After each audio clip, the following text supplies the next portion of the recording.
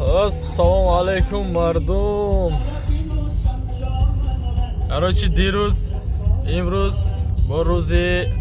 نهم خلاص مسکو ده از ساعت 8 تا ساعت 12 یک دو اینترنت کش شده و این پرد کسی هم سنتر دو پرد شده تیارگری نهم مایده یعنی که اینترنت نیست ها بجا کشتگی از ساعت 8 امروز از ساعت 8 تا ساعت 12 یعنی من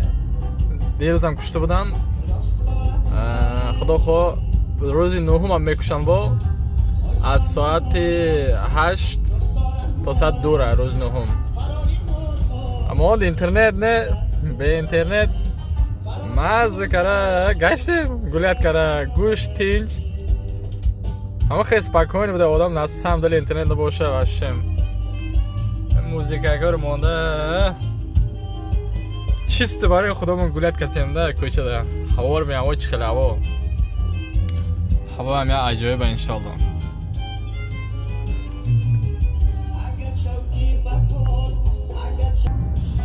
اما خیلی تماشا کرده گولیت کرده گشتیم خود با خودم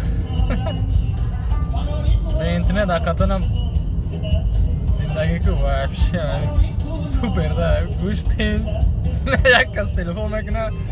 نه یک از گاو میزنه مو همین یه ماد یه بار دو بار هم خیلی اینترنت بانی کش پای وقتا یک اصوار آرام کرده گشتن نکه بوده نستم دلی برای که نرمال آدم تاثیر میکنه این چیز آدم ده